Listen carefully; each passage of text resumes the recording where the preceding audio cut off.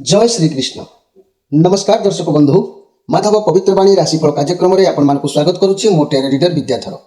प्रिय दर्शक बंधु, आज मु आपण मानक कहबी टैरोट कार्ड माध्यम 12टी राशि राशिफल संपर्क में प्रथमे मेष राशि ठारू आरंभ करी मीन राशि पर्यंत। ता पूर्व मोर प्रिय दर्शक बंधु आसंतु जानिबा आज दिनचर्चा कार्यक्रम संपर्क में। आज मु स्पेशल कार्यक्रम में आपण मानक कहबी जे 2026 मसीहार प्रत्येक राशि रे ग्रह मानकर स्थिति किपरि रहिबो से विषय कहबी संक्षेप में एवं से मानकर केबे भल पड़िबो से विषय मध्ये कहबी। ता पूर्व आमे दिनचर्चा कार्यक्रम को आगे जानि नबा आवश्यक अछि। जय श्री कृष्ण। आज पौष मास बा धनु मास 18 दिन जनवरी 2 तारिख शुक्रवार। आज चतुर्दशी 26 दंड 47 अपराह्न 5टा 6 मिनिट पर्यंत। आज मृगशिरा नक्षत्र 31 दंड 6 रात्रि 6टा 49 मिनिट पर्यंत। आज शुक्ल योग वाणिज्य करण। तेणु आज कन्या राशि घातचंद्र। आज जन्म होता शिशुर वृष राशि। वैश्य मतांतर शूद्रवर्ण देवगण दिवा 7टा 30 मिनिट पर मिथुन राशि। शूद्र मतांतर देवगण रात्रि 6टा 49 मिनिट पर नरगण। आज मृत्यु व्यक्तिर पुष्कर दोष नहीं। आज चतुर्दशी श्राद्ध। आज निषिद्ध खाद्य कहले बिरी भोजन निषेध। अपराह्न 5टा 6 मिनिट पर आमिष भोजन निषेध। आज जदि अशुभ बेला 12 बेला और काल बेला कथा कहबी दिवा 8टा 54 मिनिट पर 4टा 23 मिनिट मध्य। काल रात्रि 9टा 46 मिनिट पर 11टा 40 मिनिट मध्य। शुभ बेला अमृत योग कथा कहले प्रातरु दिवा 7टा 12 मिनिट मध्य। दिवा 8टा 6 मिनिट पर 10टा 27 मिनिट मध्य। 12टा 49 मिनिट पर 4टा मध्य। रात्रि 6टा 3 मिनिट पर 9टा 15 मिनिट मध्य। प्रिय दर्शक बंधु, ये थिला आज दिनचर्चा कार्यक्रम संपर्क में संक्षेप में वार्ता आपण मानक। एवं आसतु आम कार्ड मध्यम 12टी कार्ड संग्रह करवा 12टी राशि संपर्क में संक्षेप में जाना। जय श्री कृष्ण। कौन आसूची जनवरी मास 2 तारिख शुक्रवार 12टी राशि व्यक्ति मान भाग्य में। प्रथमे मेष राशि।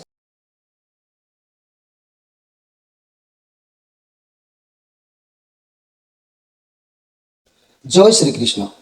मोर प्रिय दर्शक बंधु, प्रथमे जानिबा 2026 मसीहार जनवरी मास 2 तारिख मेष राशि विषय। 1 अश्विनी नक्षत्र, 2 दिजा नक्षत्र, 3 कृत्तिका नक्षत्र। 3टी नक्षत्र रे विभक्त थिबा मोर प्रिय मेष राशि व्यक्ति माने आपण मानक पई कार्ड आसीची 6 ऑफ पेंटाक्लस। 6 ऑफ पेंटाक्लस अर्थ आज आपण पाखरे सामर्थ्य रहिबो जहाँ को किसी साहाय्यर आवश्यकता होची। आज आपण जदि सेमानक पई साहाय्यर हाथ बढ़ाउचंती ताहा आपणकर भविष्यत पई एक आशीर्वाद प्रभाव रहिबो जहाँ कि निजर कार्यकलाप रे विजय हासिल करिवार सहयोग निश्चित भाव में करिबो। आज आपण मानक पाखरे जदि अर्थर संबल रहउची कोनोसी असहाय व्यक्ति को आज साहाय्य करंतु। घर परिवार दाम्पत्य जीवन में निश्चित भाव में भल रहउची। लव रिलेशन उत्तम रहिबो। किछि अभाव आपणकर निश्चित भाव में पूर्ण होउची। आउ व्यवसाय माने आज न्याय पथ को अनुसरण करिवे। आउ व्यवसाय मध्य उत्तम रखिवे। छात्र छात्री माने खुशी रे आज समय को नेबे। विद्या को लेकिन मध्य बहुत खुशी रहिबे। तेणु आज आपण कोनोसी जगह रे बांधी होई रहिबे। पराधीन रे समय आपणकर अतिबाहित हबो। निजर स्वाधीनता को आज दमन करिवे, चापिकी रखिवे। अन्य मानक मतामत रे आपण आज माने गति करिवार जोग देखा दउची। तबे ई मेष राशि कहबी 2026 मसीहार ग्रह स्थिति विषय। बृहस्पति वर्षर प्रथम 5 मास मध्यम शुभ रहउचंती। जून ठारू अक्टोबर मास पर्यंत अशुभ। तेणु नवेम्बर डिसेम्बर मास रे अति शुभ आपन को निश्चित भाव में माने प्रभाव पकेइबे। शनि केतु वर्ष सारा मध्य अशुभ रे रहउचंती। आउ राहु वर्ष सारा शुभ रे रहउचंती। जार प्रभाव रे आपन वर्ष सारा अधिकांश अशुभ फल भोग करिवे। पापग्रह शनि केतु प्रभाव हेतु व्यय बुद्धि अर्थ चिंता संतान चिंता शुभ काम रे बाधा विघ्न भ्रमण जनित पीड़ा विभिन्न प्रकार समस्या निश्चित लागी रहिबो। तेणु प्रतिकार निमित्त कार्यक्रम रे नंबर अछि, जोगाजोग करंतु। मेष राशि व्यक्ति माने आपणकर राशि अधिपति ग्रह होचंती मंगल। मंगलम को पाई असली 3 मुखी रुद्राक्षर सहित मंगल महाग्रहंकर एक दिव्य अलौकिक कवच को धारण करंतु। अधिक किछि जानिबा को थिले नंबर दिया जाइछि, आपण माने जोगाजोग करि परिबे प्रत्येक संध्या और रात्रि 9टा मध्य रे। एबे आसंतु देखिबा वृष राशि विषय। वृष राशि 3-2 कृत्तिका नक्षत्र, 4-2 रोहिणी नक्षत्र, 5-2 मृगशिरा नक्षत्र। ये 3टी नक्षत्र रे विभक्त थिबा मोर प्रिय वृष राशि रो व्यक्ति माने आपण मानक पई कार्ड आसीछि नाइट ऑफ कप। ଆପଣଙ୍କ ଲାଇଫରେ କିଛି ନା କିଛି ନୂଆ ଅପରଚ୍ୟୁନିଟି ଆସୁଛି। କୌଣସି ଭଲ ଖବର ଆପଣଙ୍କ କାନକୁ ଆସିବ। କୌଣସି ଚାକିରି ସମ୍ବନ୍ଧୀୟ ହେଉ, ବ୍ୟବସାୟ ସମ୍ବନ୍ଧୀୟ ହେଉ, ବିବାହ କାର୍ଯ୍ୟକ୍ରମ ହେଉ, କିଛି ନା କିଛି ଭଲ ପ୍ରସ୍ତାବ ଆପଣଙ୍କ ପାଖକୁ ଆସିବ। ହଠାତ୍ ଆପଣ ମଧ୍ୟ ଆଶ୍ଚର୍ଯ୍ୟ ଭାବରେ ଭାବିବେ, କିନ୍ତୁ ଭାବିବାର କିଛି ନାହିଁ, ତାହା ଆପଣଙ୍କ ପାଇଁ ଠିକ୍ ଅଟେ। ଭଗବାନଙ୍କ ଉପରେ ବିଶ୍ୱାସ ରଖି ତାକୁ ଯଦି ଆପଣ ଗ୍ରହଣ କରୁଛନ୍ତି, ଆପଣଙ୍କୁ ପୂର୍ଣ୍ଣ ସଫଳତା ଅବଶ୍ୟ ମିଳିବ। ବିଶ୍ୱାସ ରଖି ଗ୍ରହଣ କରିବା ଆବଶ୍ୟକତା ଅଛି। ଇଏ ବହୁତ ପଜିଟିଭ୍ କାର୍ଡ଼ ଅଛି। କିଛି ତ ଆପଣଙ୍କ ପାଇଁ ଭଗବାନ ଗିଫ୍ଟ ଭାବରେ ପ୍ରଦାନ କରୁଛନ୍ତି। ଯାହା ଭଗବାନଙ୍କର ଦାନ ରହୁଛି ତାହାକୁ ନେଇକି ଆପଣ ସନ୍ତୁଷ୍ଟ ଖୁସି ହେଲେ ଆଗକୁ ନିଶ୍ଚିତ ବହୁତ ଭଲ ଆପଣଙ୍କର ରହିବ। ତେବେ ଆଜିର ମନ ଆନନ୍ଦ ଭଲ ରହିବ, ଖୁସି ରହିବେ, ଆନନ୍ଦ ଉତ୍ସବରେ ଦିନ ଫ୍ରି ରହିବ, ମାଇଣ୍ଡ ଠିକ୍ ଠାକ୍ ସବୁ ରହିବ, ଦିନ ଉତ୍ତମ ରହିଛି।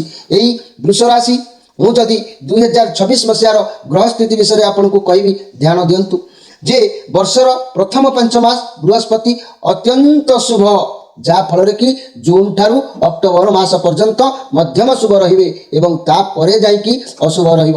ତେଣୁ ଶନି ରାହୁ ବର୍ଷ ସାରା ଶୁଭ ରହିବେ, କେତୁ ଅଶୁଭ ରହିବେ, ଯାହାକି ବୃଷ ରାଶି ବ୍ୟକ୍ତିମାନଙ୍କରେ ଏ ବର୍ଷର ପ୍ରଥମ 5 ମାସ ଅତି ଶୁଭ ଫଳ, ପରବର୍ତ୍ତୀ 5 ମାସ ଶୁଭାଶୁଭ ମିଶ୍ରିତ ଫଳ ରହିବ।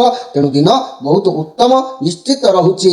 ଏବେ ଯଦି ମୁଁ କହିବି ବୃଷ ରାଶି ବ୍ୟକ୍ତିମାନଙ୍କ ପାଇଁ ରାଶିର ଅଧିପତି ଗ୍ରହ ହେଉଛନ୍ତି ଦାନବଚାର୍ଯ୍ୟ ଶୁକ୍ର। ଶୁକ୍ରଙ୍କୁ ସବୁବେଳେ ଷ୍ଟ୍ରଙ୍ଗ ରଖନ୍ତୁ, ମଜବୁତ ରଖନ୍ତୁ। ଶୁକ୍ରଙ୍କ ପାଇଁ ଆପଣ ଯଦି ଷଡ଼ମୁଖୀ ରୁଦ୍ରାକ୍ଷରଟିଏ ଧାରଣ କରୁଛନ୍ତି, ଶୁକ୍ର ମହାଗ୍ରହଙ୍କର ଏକ ଅଲୌକିକ ଦିବ୍ୟ କବଚକୁ ଯଦି ଧାରଣ କରୁଛନ୍ତି, ଆପଣଙ୍କ ପାଦରେ କଣ୍ଟା କେବେ ଫୁଟିବ ନାହିଁ। ଯାହା ବି ସମସ୍ୟା ଭୋଗି ଭୋଗି ଆସୁଥିଲେ ଏ 2024 ମସିହାରେ ଆପଣ ନିଶ୍ଚିତ ସମସ୍ୟା ବହୁଳରୁ ମୁକ୍ତ ପାଇପାରିବେ। ତେବେ ନମ୍ବର ଦିଆଯାଇଛି, ପ୍ରତ୍ୟେକ ଦିନ ଯୋଗାଯୋଗ କରି ଆପଣମାନେ ସମସ୍ୟା ବିଷୟରେ ଆଲୋଚନା କରିପାରିବେ। ଏବେ ଆସନ୍ତୁ ଦେଖିବା ମିଥୁନ ରାଶିଙ୍କ ବିଷୟରେ। ମିଥୁନ ରାଶି 5-3 ମୃଗଶିରା ନକ୍ଷତ୍ର, 6-3 ଆରାଧ୍ୟ ନକ୍ଷତ୍ର, 7-3 ପୁନର୍ବସୁ ନକ୍ଷତ୍ର, ଏ ତିନୋଟି ନକ୍ଷତ୍ରରେ ବିଭକ୍ତ ଥିବା ମୋର ପ୍ରିୟ ମିଥୁନ ରାଶି ବ୍ୟକ୍ତିମାନେ, ଆପଣଙ୍କ ପାଇଁ କାର୍ଡ଼ ଆସିଛି ନାଇଟ୍ ଅଫ୍ ପେଣ୍ଟାକ୍ଲସ୍ କାର୍ଡ଼ ଆସିଛି। ଆପଣଙ୍କର ମନ ଆଜି ଭାରାକ୍ରାନ୍ତ ରହିବ। ଆଜି ଆପଣ ଶାନ୍ତ ସ୍ୱଭାବ ଭାବରେ ମୌନ ଅବସ୍ଥାରେ ପ୍ରିୟ ମିଥୁନ ରାଶି ବ୍ୟକ୍ତିମାନେ, ତେଣୁ ଧୈର୍ଯ୍ୟକୁ ଆପଣ ଆଜି ରଖନ୍ତୁ। ଇଏ ବହୁତ ପଜିଟିଭ୍ କାର୍ଡ଼ ଅଛି। ସମସ୍ୟା କିନ୍ତୁ ଆପଣଙ୍କର କାର୍ଯ୍ୟହାନିର ମଧ୍ୟ ଯୋଗ ରହୁଛି। କାହିଁକି ରହୁଛି? କିଛି ବି ଆପଣଙ୍କର ପ୍ରାରବ୍ଧ ବା ସମସ୍ୟା ପୂର୍ବରୁ ଲାଗିକି ରହିଥିଲା, ତାର ସମାଧାନ ଛୋଟିଆ ନୁହଁ, ଏହା ଅତ୍ୟନ୍ତ ବଡ଼ ଧରଣର। ତେଣୁ ସମସ୍ୟା କରିବାକୁ ଟିକେ ସମୟ ଲାଗିବ। ତେଣୁକରି ଆଜି ଆପଣ ଟିକେ ଜଗି ରଖିକି କାର୍ଯ୍ୟ କରନ୍ତୁ ମୋର ପ୍ରିୟ ମିଥୁନ ରାଶିର ବ୍ୟକ୍ତିମାନେ। ଏହି ମିଥୁନ ରାଶିର ବ୍ୟକ୍ତିମାନଙ୍କ ପାଇଁ ଯଦି ମୁଁ କହିବି ଯେ କି ଆପଣମାନେ ମନେ ରଖନ୍ତୁ 2026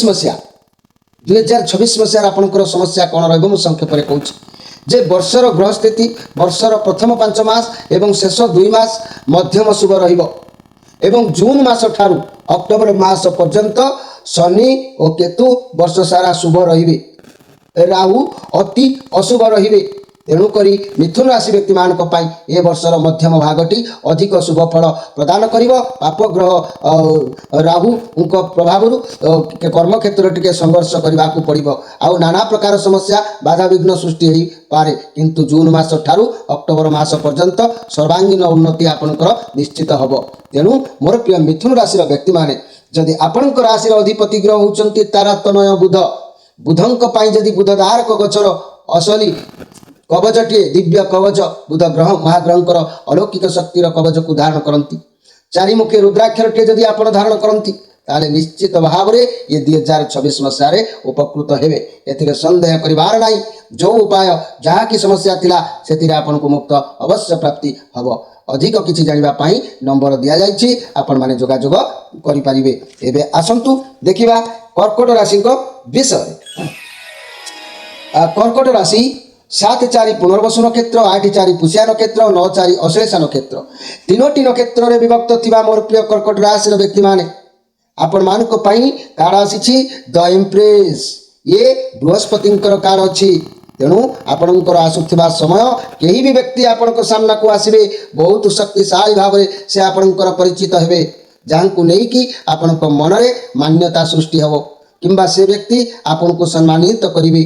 କିମ୍ବା ଯେଉଁମାନଙ୍କର ସନ୍ତାନ ସନ୍ତତି ନାହାନ୍ତି ସେମାନଙ୍କ ଘରକୁ ନୂଆ ସଦସ୍ୟ କେହି ଆସିପାରନ୍ତି, ଅର୍ଥାତ୍ କେହି ବୃଦ୍ଧ ବା ବୃଦ୍ଧ ବନ୍ଧୁ ମଧ୍ୟ ଆସିପାରନ୍ତି।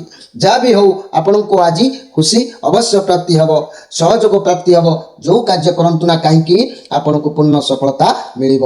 तेबे आज स्पेशल कार्यक्रम मन रखु मोर प्रिय कर्कट राशि व्यक्ति मान जे 2026 मसीहार ग्रह स्थिति आपंकर कौन रोचे ना बृहस्पति वर्षर प्रथम 5 मास अशुभ रे परवर्ती 4 मास मध्यम शुभ रे तापर अति शुभ रे पापग्रह शनि राहु केतु अति अशुभ फल प्रदान करुचंती तेणु कर्कट राशि व्यक्ति मानक पई वर्षर अनेक उतान पतन लागि रहिबो समस्या बहुल हेबो शारीरिक सुस्थता वर्ष सारा लागि रहिबो वर्षर प्रथमार्धटी अधिकांश अशुभ फल भोग कले वर्षर शेषार्धरे अनेक शुभ फल आपको प्राप्ति हम किंतु बहुत दिन धरिक समस्या बहुल भितर आपण माने छंदी हो जाइतिले आपण राशि अधिपति ग्रह होचंती चंद्र यही चंद्र महाग्रह को संतुष्ट रखिले आपणकर भाग्य भविष्य उन्नति निश्चित हो पार तेरे भाग्य चंद्र को मजबूत रखापी हेले आपण मैंने चंद्र एक असली दुईमुखी रुद्राक्षर धारण करूँ मोर प्रिय जहाँकि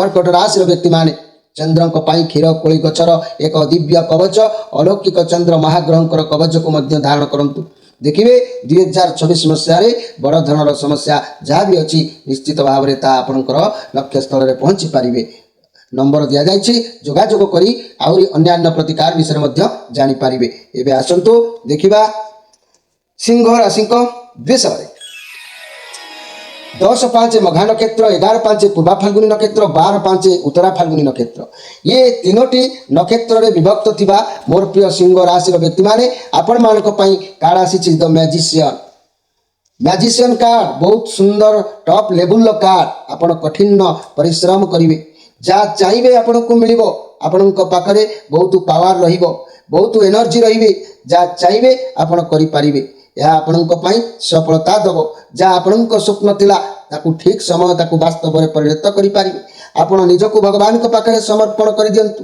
कहारी कथा भावतु ना कारण आज आपणकर बहुत भल संबल रोचे आपण पाखे सबू पावर रहिबो काम बहुत भल चलिबो तेबे मोर प्रिय सिंह राशि व्यक्ति माने आज जो कार्य आपण हस्तक्षेप करंतु ना कहीं आपण को सफलता अवश्य मिलिबो एथिरे संदेह करिवार किछि नाही तेबे आज स्पेशल कार्यक्रम में मुझे चाहूँगी मोर प्रिय सिंह राशि व्यक्ति माने 2026 मसीहार ग्रह स्थिति किपरि रोची दे बृहस्पति वर्षर प्रथम 5 मास शुभ निश्चित भाव में रोचंती जून मास ठारू अक्टोबर मास पर्यंत अशुभ रे एवं परवर्ती 2 मास मध्यम शुभ रे पापग्रह शनि राहु केतु अति अशुभ फल आपको प्रदान करेंगे तेणु सिंह राशि व्यक्ति निमंते प्रथम 5 मास बृहस्पति शुभ स्थित पापग्रह शनि राहु केतु कुप्रभाव सत्वे किछि ना किछि उन्नति निश्चित भाव में हम संतान चिंता देखादेले उत्तम संतान सुख लाभ आपण करेंगे निश्चित भाव में दिन को मजबूत रखापी मोर प्रिय सिंह राशि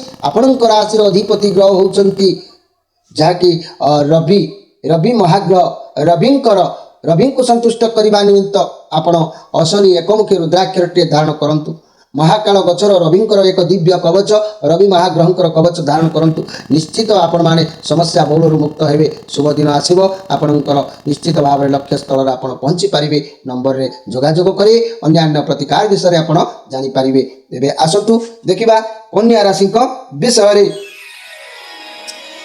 12-6 उत्तरा फाल्गुनी नक्षत्र 13-6 हस्ता नक्षत्र 14-6 चित्रा नक्षत्र तीनोटी नक्षत्र में विभक्त थिबा मोर प्रिय कन्या राशि व्यक्ति माने आपण मानक पई कार्ड आसी 6 ऑफ कप तेणु ये बहुत पॉजिटिव कार्ड अच्छी आपण बहुत खुशी आज रे आपणकर कई सांग सहित साक्षात हो पारे परिवार सहित खुशी रे बहुत दिन है जहाँ कर आज से सफलता आपको अवश्य मिलिबो किंबा आज कौन समस्यार एक समाधान रास्ता आपण पाखक आसो जो मैंने मैरेज करना विवाह प्रस्ताव आसी पारे आपण को उपहार के दे पारती तेणु ये बहुत सुंदर कार्ड अच्छी जहाँ भी हो दिन खूब भल आशीर्वाद पूर्ण आपणकर रही सन्देह करार किसी ना मोर प्रिय कन्या राशि व्यक्ति माने आज अन्य को साहाय्य कर मनोवृत्ति उपकार करी ये उपकार भविष्य उज्जवलमय हम आपणकर तेणु दिन आज आपणकर निश्चित भल समय अतिबाहित होती तेज आज स्पेशल कार्यक्रम में 2026 मसीहा ग्रह स्थिति भाव में मोर प्रिय कन्या राशि कौन रोचे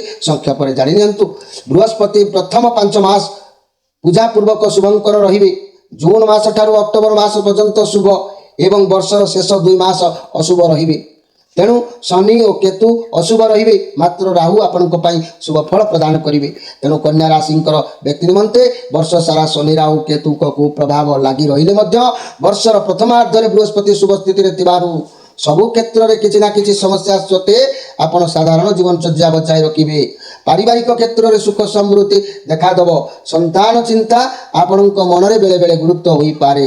ତେଣୁ ଅଧିକତରୁ ଅଧିକ ଆପଣଙ୍କର ମଙ୍ଗଳ ନିମନ୍ତେ ଆପଣଙ୍କ ରାଶିର ଅଧିପତି ଗ୍ରହ ହେଉଛନ୍ତି ତାରାତନୟ ବୁଧ। ବୁଧଙ୍କୁ ସନ୍ତୁଷ୍ଟ କରିବା ନିମନ୍ତେ ଅସଲି ଚାରିମୁଖୀ ରୁଦ୍ରାକ୍ଷରଟିଏ ଧାରଣ କରନ୍ତୁ। ଆଉ ବୁଧ ଦ୍ୱାରକ ଗଛର କବଚ କିମ୍ବା ଅସଲି ଦିବ୍ୟ ବୁଧ ମହାଗ୍ରହଙ୍କର ଲୌକିକ କବଚକୁ ଧାରଣ କରନ୍ତୁ। ଦେଖିବେ ଆପଣଙ୍କର ସମସ୍ୟା ବହୁଳରୁ ନିଶ୍ଚିତ ଲାଘବ ପାଇବେ, ଉପକୃତ ନିଶ୍ଚିତ ହୋଇପାରିବେ। ଏବେ ଆସନ୍ତୁ ଦେଖିବା ଯେ କି ତୁଳା ରାଶିଙ୍କ ବିଷୟରେ।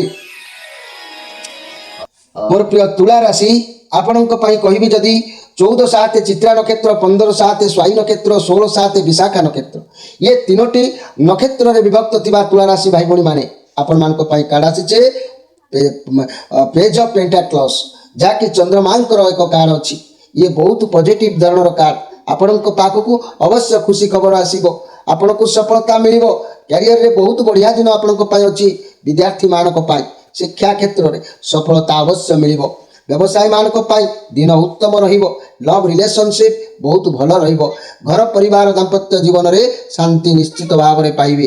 ତେଣୁ ଆଜି କୌଣସି ଏକ କାର୍ଯ୍ୟକୁ ନେଇକି, କୌଣସି ଏକ ଭାବନାକୁ ନେଇକି ଦୈନ୍ୟ ଭାବ ଟିକେ ଦେଖାଦେବ। ତେଣୁ ଏହି ଦୈନ୍ୟ ଭାବରୁ ଆପଣମାନେ ଆଜି ଟିକେ ମନକୁ ଭାଙ୍ଗି ପଡ଼ିବାର ଯୋଗ ଦେଖାଦେଲେ ମଧ୍ୟ ମନରେ ସମ୍ବଳତା ନିଶ୍ଚିତ ଆସିବ।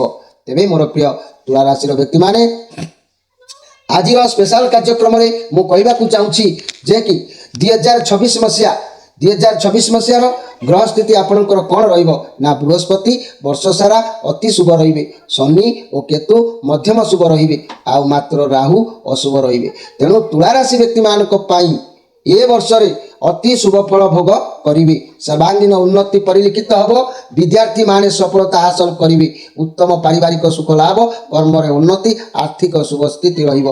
ସମ୍ପୂର୍ଣ୍ଣ ଅଧିକରୁ ଅଧିକ ଭଲରେ ରହିବା ପାଇଁ, ସମସ୍ୟା ବହୁଳ ଋଣ ଧାର କର୍ଜରୁ ମୁକ୍ତି ହେବା ପାଇଁ ଆପଣଙ୍କ ରାଶିର ଅଧିପତି ଯାହାକି ଶୁକ୍ର ମହାଗ୍ରହ, ଶୁକ୍ରଙ୍କୁ ସନ୍ତୁଷ୍ଟ ରଖିବା ନିମିତ୍ତ ଅସଲି 6ମୁଖୀ ରୁଦ୍ରାକ୍ଷରଟିଏ ଧାରଣ କରନ୍ତୁ। ଶୁକ୍ର ମହାଗ୍ରହଙ୍କର ଏକ ଦିବ୍ୟ ଅଲୌକିକ କବଚକୁ ଧାରଣ କରନ୍ତୁ। ନିଶ୍ଚିତ ଭାବରେ ଶୁଭ ଫଳ ଆହୁରି ଅଧିକତରୁ ଅଧିକ ପାଇବେ। ସମସ୍ୟା ବହୁଳରୁ ନିଶ୍ଚିତ ମୁକ୍ତ ହୋଇପାରିବେ। ଏବେ ଆସନ୍ତୁ ଦେଖିବା ଯାହାକି ବିଛା ରାଶିଙ୍କ ବିଷୟରେ। ମୋର ପ୍ରିୟ ବିଛା ରାଶି, 16/8 ବିଶାଖା ନକ୍ଷତ୍ର, 17/8 ଅନୁରାଧା ନକ୍ଷତ୍ର, 18/8 ଜ୍ୟେଷ୍ଠା ନକ୍ଷତ୍ର, ତିନୋଟି ନକ୍ଷତ୍ରରେ ବିଭକ୍ତ ଥିବା ମୋର ପ୍ରିୟ ବିଛା ରାଶିର ଭାଇ ଭଉଣୀମାନେ ଆପଣମାନଙ୍କ ପାଇଁ କାର୍ଡ଼ ଆସିଛି ଦ ଫୁଲ୍। ତେଣୁ ଆପଣଙ୍କ ପାଖରେ ସମ୍ପୂର୍ଣ୍ଣ ଗୋଟେ ପାୱାର ଆଜି ରହିବ। ବୁଝାପଣା ଠିକ୍ ରଖିବେ, ଯାହାଦ୍ୱାରା ସବୁ ପରିସ୍ଥିତିକୁ ସମସ୍ୟାକୁ ସମାଧାନ କରିପାରିବେ। ଖାଲି ଆପଣଙ୍କର ପାୱାର ଆଉ ଶକ୍ତି ବିଷୟରେ ନିଜକୁ ଆପଣ ଅନୁଭବ କରିବା ଆବଶ୍ୟକ ଅଛି। ଆପଣ ନିଜ ଉପରେ ବିଶ୍ୱାସ ଏବଂ ଭଗବାନଙ୍କ ଉପରେ ଭରସା ରଖି କିଛି ବି କାମ ଆଜି ଆରମ୍ଭ କରନ୍ତୁ। ଭଲ ସମୟ ନିଶ୍ଚିତ ଆପଣଙ୍କର ରହିବ। ତେଣୁ ବନ୍ଧୁମାନେ ଆଜି ଆପଣଙ୍କର ଖୁସିକୁ ଦେଖି ବିରୋଧୀ ଭାବ କରିପାରନ୍ତି। ଅହଂଭାବ ତାଙ୍କ ମନରେ ସୃଷ୍ଟି ହୋଇପାରେ। କିଛି ଶତ୍ରୁ ମଧ୍ୟ ଅଯଥାରେ ସାମ୍ନାକୁ ଆସିପାରନ୍ତି, କିନ୍ତୁ ପରାଜିତ ହେବେ। ଆପଣଙ୍କର ଦିନ ଅବଶ୍ୟ ଭଲ ରହିବ। ତେବେ ଏହି ବିଛା ରାଶି, ଆପଣଙ୍କ ରାଶି ଗ୍ରହ ସ୍ଥିତି 2026 ମସିହାରେ କିପରି ସମୟ ଅତିବାହିତ ହେବ ସେ ବିଷୟରେ ମୁଁ ଆପଣଙ୍କୁ ସଂକ୍ଷେପରେ କହିବାକୁ ଯାଉଛି। ମନେ ରଖନ୍ତୁ, ବୃହସ୍ପତି ବର୍ଷର ପ୍ରଥମ 5 ମାସ ଅଶୁଭ ରହୁଛନ୍ତି ଏବଂ ପରବର୍ତ୍ତୀ ମାସ ଗୁଡ଼ିକରେ ଶୁଭ, ଆଉ ଶନି ରାହୁ ଅଶୁଭ, ମାତ୍ର କେତୁ ରହିବେ ଶୁଭ। ତେଣୁ ବିଛା ରାଶି ବ୍ୟକ୍ତିଙ୍କ ନିମନ୍ତେ ଏ ବର୍ଷର ପ୍ରଥମ 5 ମାସ ଅତି ଅଶୁଭ ଫଳ ଭୋଗ କରିବେ। ପାରିବାରିକ ସମସ୍ୟା ଲାଗି ରହିବ। ଆର୍ଥିକ କ୍ଷୟକ୍ଷତି, ସମ୍ମାନ ହାନି, ସବୁ କାମରେ ବାଧାବିଘ୍ନ ଦେଖାଦେବ। କିନ୍ତୁ ଆପଣଙ୍କର ମନେ ରଖନ୍ତୁ, ଏ ମାନ୍ଦା ଭାବ ମଧ୍ୟ ଆପଣଙ୍କର ଦୂରୀଭୂତ ପୁଣି ହେବ।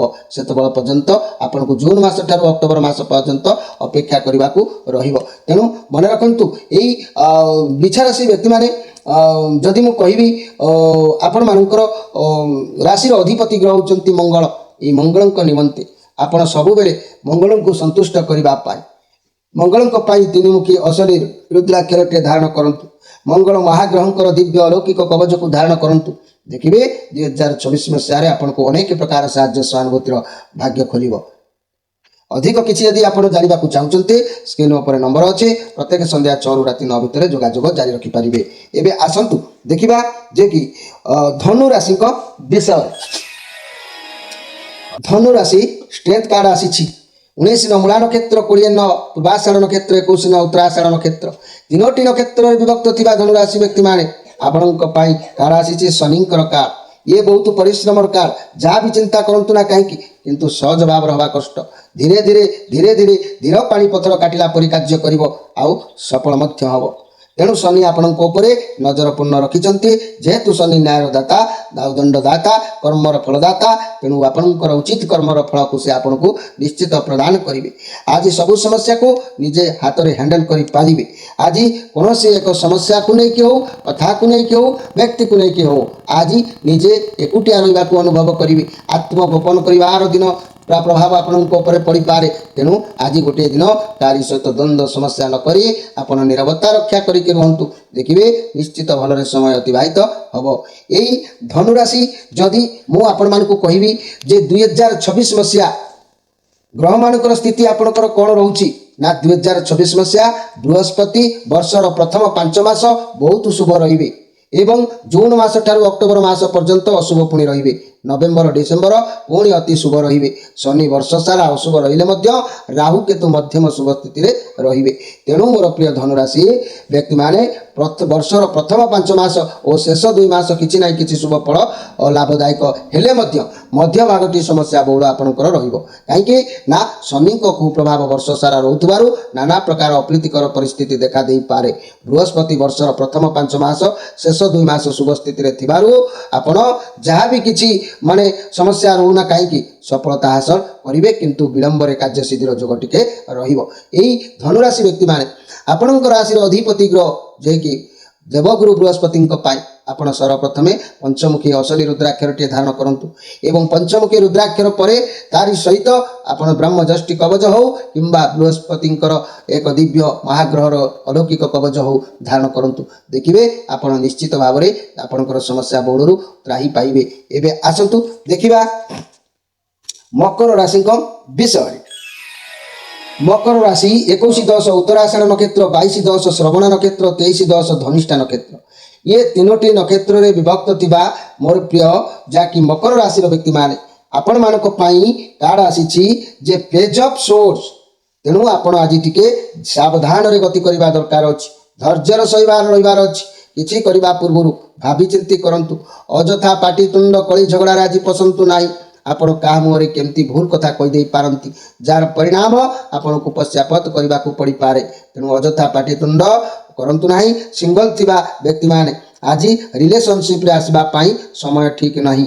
ତେଣୁ ମକର ରାଶି ବ୍ୟକ୍ତିମାନେ ପର କଥାକୁ ଆଲୋଚନା ସମାଲୋଚନା ଚର୍ଚ୍ଚା କରିବା ଆଜି ଠିକ୍ ନୁହଁ। ତେଣୁ ସାବଧାନରେ ଆଜି ରହିବା ଆବଶ୍ୟକ ଅଛି।